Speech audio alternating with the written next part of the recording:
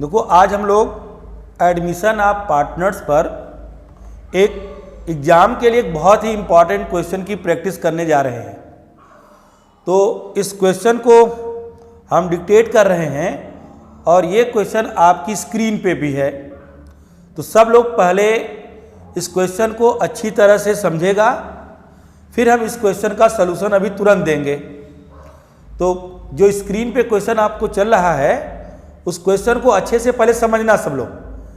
तो देखो इसमें लिख रहा है ऊपर क्वेश्चन में, A and B are partners in a firm sharing profits in the ratio of 3:2। तो 3:2 इनका ओल्ड रेशियो क्वेश्चन में दिया हुआ है। Their balance sheet as at 31 December 2004 as under. उनकी बैलेंस शीट देखो 31 दिसंबर 2004 की नीचे दी गई है।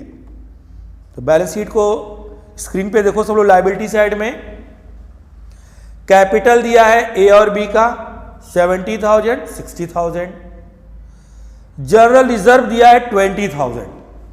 तो देखो हम जब आपको ये क्वेश्चन एडमिशन ऑफ पार्टनरशिप पढ़ा रहे थे या रेगुलर जब आप क्लासेस कर रहे थे तो हमने बताया था कि जो भी पार्टनर्स की बैलेंस शीट की लायबिलिटीज में रिजर्व, पीएल या अनडिस्ट्रीब्यूटेबल प्रॉफिट दिए हैं उन प्रॉफिट को ओल्ड पार्टनर में ओल्ड रेशियो में डिवाइड कर देंगे नए के एडमिशन देने से पहले। तो जनरल रिजर्व भी एक वही आइटम है जो ओल्ड प्रॉफिट से क्रिएट है और जब नए को एडमिशन देने जाएंगे तो सबसे पहले इस जनरल रिजर्व को ओल्ड पार्टनर्स को ओल्ड रेशियो में डिस्ट्रीब्यूट कर देंगे। फिर देखो बैंक लोन दिया है, क्रेडिटर्स दिया है, लायबिलिटी के आइटम हुए। असेट्स में देखो दिया है machinery 66,000, furniture 30,000, investment 40,000, stock 46,000। Debtors देखो दिया हुआ है, अमाउंट से पहले लिखा है 38,000 और उसके नीचे लिख रहा है प्रोविजन 4,000। मतलब जो हमारे 38,000 के डेटर्स हैं उनमें 4,000 के डेटर्स ऐसे हैं कि हो सकता है उनसे बिजनेस को पैसे रिसीव ना हो, तो एक लॉस क्रिएट करके हमने 38,000 के डेटर्स को अमाउंट वाले कॉलम में 34,000 लिखा हुआ है। फिर कैश दिया है 24,000। ये बैलेंस शीट है। लायबिलिटीज में एक आइटम ऐसा जिसको डिस्ट्रीब्यूट करना है, लेकिन बैलेंस शीट के एसेट्स में कोई ऐसा आइटम नहीं दिया जिसको डिस्ट्रीब्यूट करना है। तो क्या क्या आइटम दिए जा सकते हैं बैलेंस शीट के एसेट्स में? गुडविल दिया जा सकता है, प्रॉफिट एंड लॉस का डेबिट बैलेंस यानी लॉस दिया जा सकता है, एडवर्टीजमेंट एक्सपेंस दिए जा सकते हैं और प्रिलिमिनरी एक्सपेंस दिए जा सकते हैं, जिनको ओल्ड रेशियो में हम लोग पार्टनर्स की कैपिटल की डेबिट साइड में डिस्ट्रीब्यूट कर देंगे। तो फिलहाल ऐसा कोई आइटम नहीं है। अब उसके बाद नीचे इंफॉर्मेशन में आओ। On that date, they admitted C into partnership for 1/4 share in profits on the following terms. C जो है 1/4 के लिए फर्म में एंट्री पा रहा है, जिसकी कंडीशंस बतलाई जा रही हैं।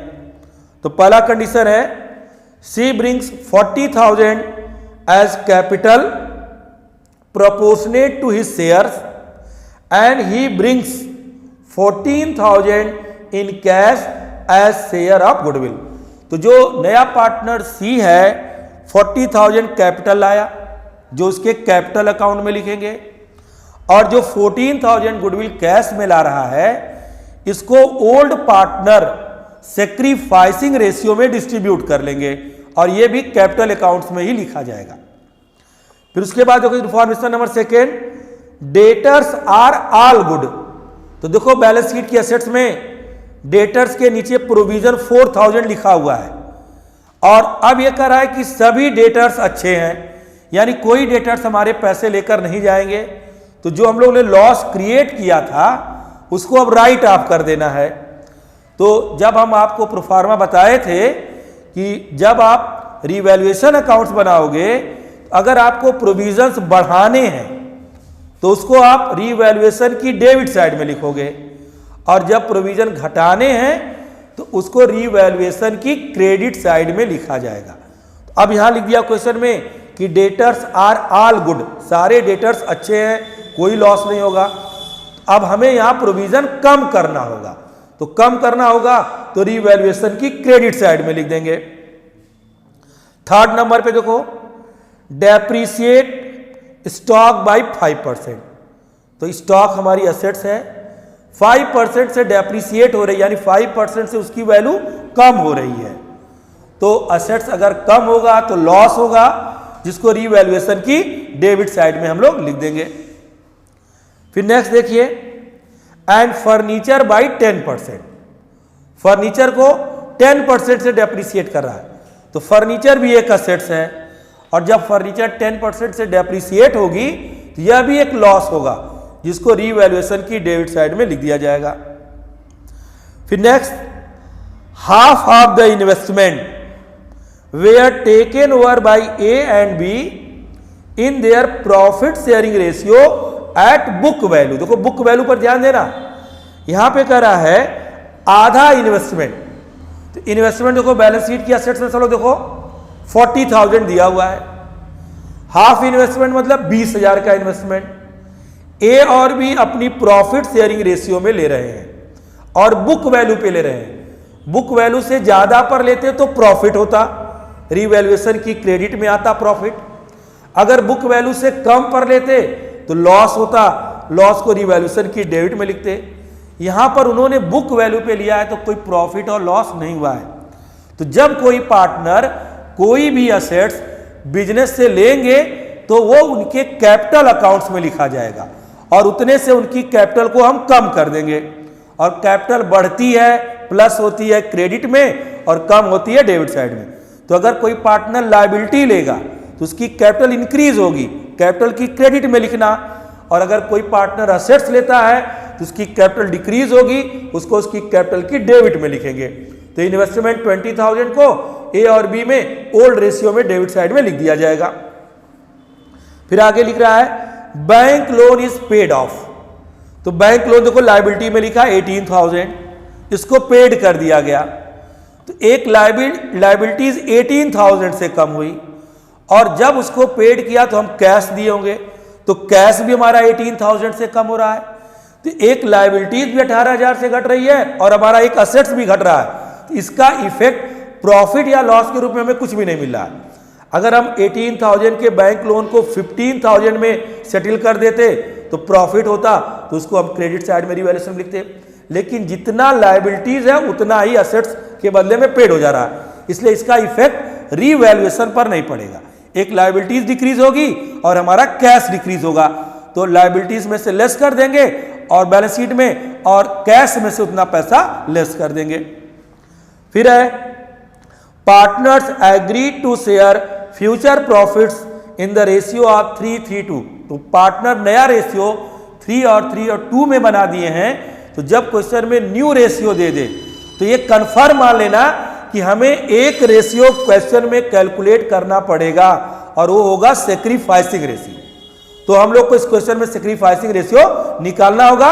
अब हम इस क्वेश्चन का सलूशन देने जा रहे हैं। देखो आओ देखो सब लोग इसमें सलूशन में,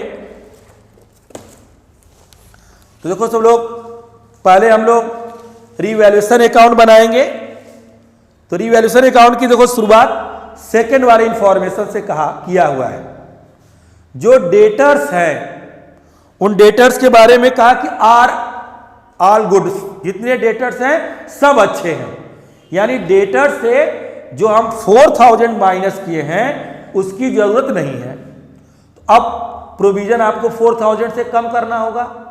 तो रीवैल्यूएशन में जब प्रोविजन बढ़ेगा, जैसे 4,000 का 6,000 करना पड़ता, तो उसको रीवैल्यूएशन के 2,000 डेबिट में लिखते। लेकिन यहां कह रहा है कि 4,000 की अब जरूरत ही नहीं है, यानी प्रोविजन को कम करना है। और जब प्रोविजन को कम करोगे तो देखो रीवैल्यूएशन की क्रेडिट साइड में लिख दिया गया by provision for bad debts 4,000। तो अगर प्रोविजन बढ़ेगा तो डेबिट में और घटेगा तो क्रेडिट में, by provision for bad debts 4,000 लिख दिया गया। सेकेंड लिखो, देखो डेप्रीशिएट स्टॉक 5% से हुआ है और फर्नीचर 10% से। तो दो असेट्स घटने जा रही हैं। असेट्स घटेंगी तो हमारा लॉस होगा। रीवैल्यूएशन अकाउंट एक नॉमिनल अकाउंट है, लॉसेस को डेबिट में रिकॉर्ड करोगे। तो देखो स्टॉक था 46,000, 5% से इसकी वैल्यू घटने जा रही है, इसका 5% निकाले 23,000 और 2300 2300 रुपए से घट गया। और फर्नीचर जो 30,000 का बैलेंस शीट में दिया था वो 10% से कम हो गया, और 10% से कम हुआ तो 3000 यहां पर हम लोगों ने लिख दिया। फिर देखो आगे, एन आउटस्टैंडिंग रिपेयर बिल, कह रहा है कि एक बिल है जिसका पैसा देना बाकी रह गया, आउटस्टैंडिंग है, और वो बिजनेस की बैलेंस शीट में रिकॉर्ड नहीं है। तो बिजनेस में एक नई लायबिलिटी बढ़ने जा रही है, देखो 2000 रुपए की, तो उसको भी रिकॉर्ड करोगे। असेट्स का घटना और लायबिलिटी का बढ़ना हम रीवैल्यूएशन की डेबिट में लिखते हैं। तो एक आउटस्टैंडिंग रिपेयर बिल, एक नई लायबिलिटी 2000 से बढ़ गई। फिर देखो इसमें हाफ इन्वेस्टमेंट, आधा इन्वेस्टमेंट ए ने लिया है और आधा इन्वेस्टमेंट बी ने लिया है। तो जब इन्वेस्टमेंट जो लोग ले रहे थे उस पर कोई प्रॉफिट लॉस नहीं हो रहा है, बुक वैल्यू पे लिया जा रहा है। अगर प्रॉफिट और लॉस होता, बुक वैल्यू से ज्यादा पर लेते तो डिफरेंस को क्रेडिट में लिखते, बुक वैल्यू से कम पर लेते तो डिफरेंस को डेबिट पे लिखते। तो उन्होंने बुक वैल्यू पर लिया है तो इस डिफरेंस को इसमें हम लोग रिकॉर्ड नहीं करेंगे। फिर नेक्स्ट देखो, इसमें बैंक लोन पेड ऑफ हुआ, तो जितना बैंक लोन लायबिलिटी में था पूरा का पूरा पेड कर दिए। तो जितनी से लायबिलिटी घटी उतने से पैसे घट गए, इसलिए इसका भी रिवैल्यूएशन पर कोई इफेक्ट नहीं पड़ा। सेम वैल्यू से लायबिलिटी घटी, सेम वैल्यू से हमारा कैश घट गया, कोई प्रॉफिट या लॉस नहीं हुआ। ये भी रिवैल्यूएशन में रिकॉर्ड नहीं किया जाएगा। उसी को रिकॉर्ड करोगे जिससे असेट्स और लायबिलिटी से तुम्हें प्रॉफिट या लॉस होता हो। तो ये भी ट्रांजैक्शन हो गया। देखो, पार्टनर्स एग्रीड, और पार्टनर्स अपना नया रेशियो 332 कर लिए हैं। तो जब नया रेशियो यानी न्यू रेशियो और ओल्ड रेशियो दोनों क्वेश्चन में दिए हों तो वहां पर आपको सेक्रीफाइसिंग रेशियो हर कंडीशन में निकालना होगा। तो अब देखो, रीवैल्यूएशन के सारे ट्रांजैक्शन रिकॉर्ड कर दिए गए। अब देखा जाएगा डेबिट ज्यादा है या क्रेडिट। तो डेबिट साइड का देखो टोटल है 7300, ये ज्यादा है, हमने 7300 लिखा, यानी लॉसेस 7300 के हुए और हमें प्रॉफिट 4000 का हुआ।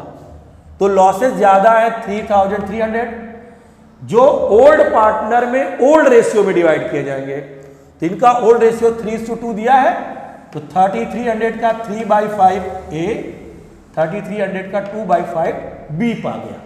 तो हम लोगों ने इसको रेशियो में डिवाइड कर दिया।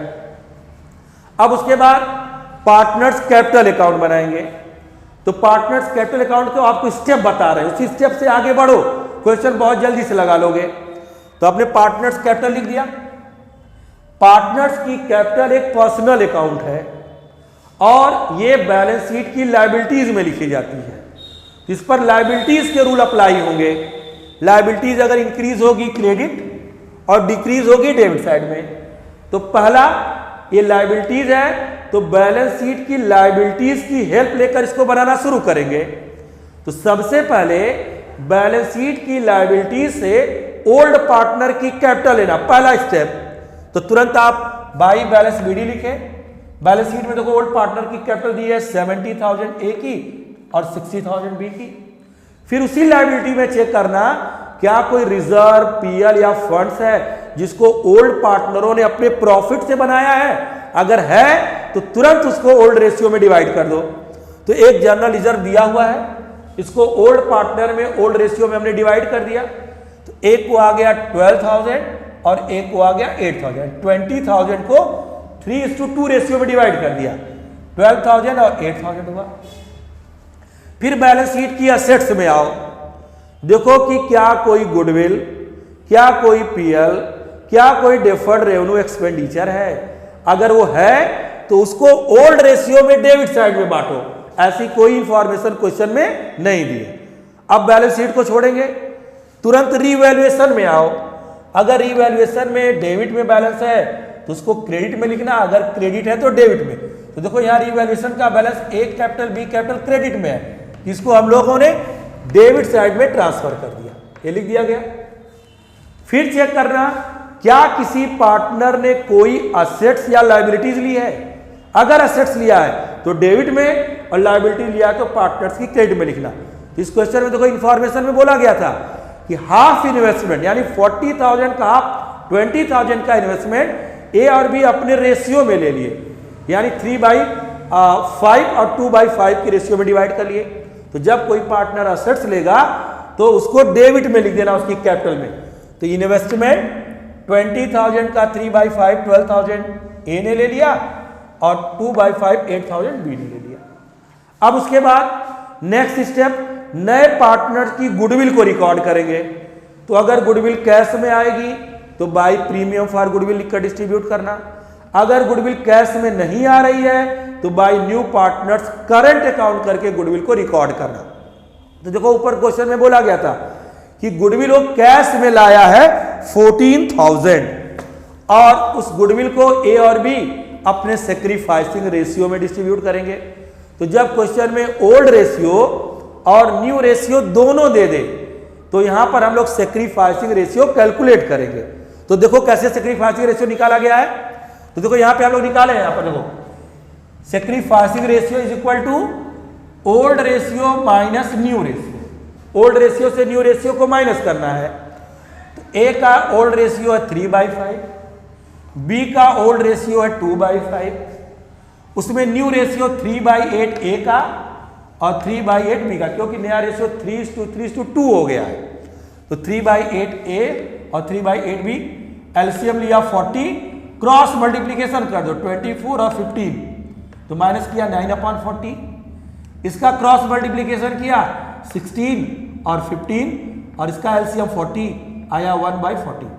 इसका मतलब ए और बी ने जो सेक्रीफाइस किया वो 9:1 रेशियो में किया है। 10 हिस्सा में से 9 हिस्सा ए ने दिया है और 1 हिस्सा बी ने दिया है। तो उसी रेशियो में वो गुडविल को डिस्ट्रीब्यूट करेंगे। तो 14,000 को 9:1 रेशियो में हम डिस्ट्रीब्यूट करेंगे। पार्टनर्स की कैपिटल इंक्रीज कर जाएगी, बाय प्रीमियम फॉर गुडविल लिखकर लिख देंगे। फिर उस क्वेश्चन में देखना कि अगर पार्टनर्स ने गुडविल विड्रॉ कर ली है, फर्म से निकाल ली है, तो उतने से 2 कैश करके कम कर लेना, जो कि इस क्वेश्चन में नहीं दिया हुआ है। और सबसे लास्ट में नए पार्टनर की कैपिटल लिखेंगे। तो देखो नया पार्टनर जो कैपिटल आया है वो कैपिटल आया है 40,000, तो बाई कैश करके 40,000 लिख दिया गया।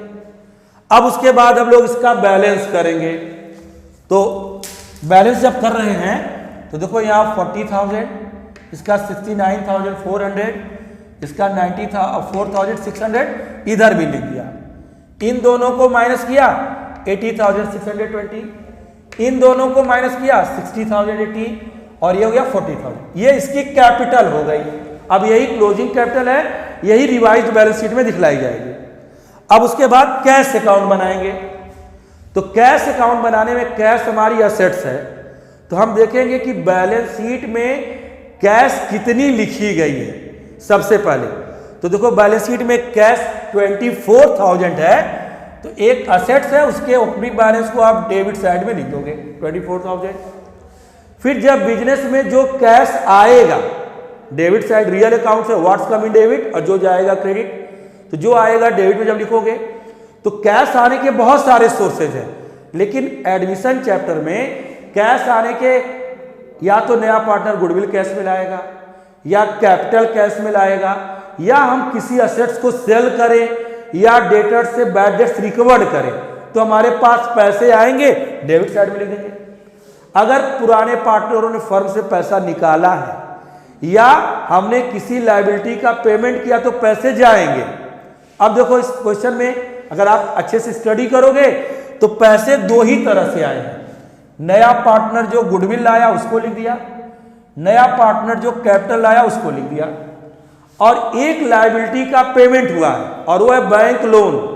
तो जब लायबिलिटी का पेमेंट करोगे तो तुम्हारा बैंक से उतना पैसा, कैश का पैसा तुम्हारा कम हो जाएगा, तो तुमने यहां माइनस कर दिया 80,000।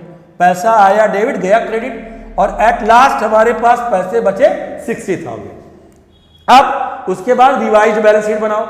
तो रिवाइज्ड बैलेंस शीट बनाने के लिए पुरानी बैलेंस शीट की हेल्प लेंगे और जो अमेंडमेंट्स हो चुके हैं इनके अमाउंट्स में, जो हमारे उसमें बैलेंस शीट में लिखे हैं, उनको सुधारते हुए नई वैल्यू से हम नई बैलेंस शीट को बनाएंगे। तो देखो बैलेंस शीट की लायबिलिटी में देखो पहला आइटम दिया है कैपिटल, तो पहले 2 पार्टनर थे, अब 3 पार्टनर हो गए।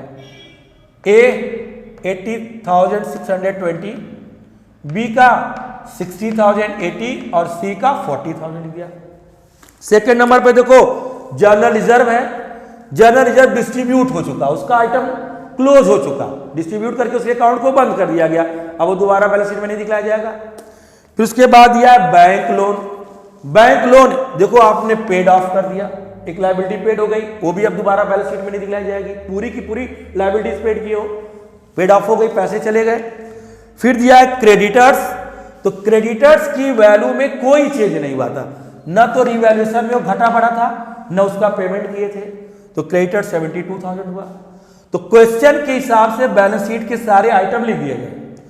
तुरंत आप रिवैल्यूएशन में आओ, देखो क्या कोई नई लायबिलिटी तो नहीं बढ़ी, तो देखो स्टॉक असेट्स है, घटेगा, फर्नीचर भी असेट्स है, घट जाएगा असेट्स में से। एक नई लायबिलिटी बढ़ी है आउटस्टैंडिंग रिपेयर बिल, जिसको कि हम लोग लाकर यहां पर रिकॉर्ड कर देंगे, एक नई लायबिलिटी बढ़ गई। अब ये हमारा बैलेंस शीट की लायबिलिटीज के आइटम पूरे हुए।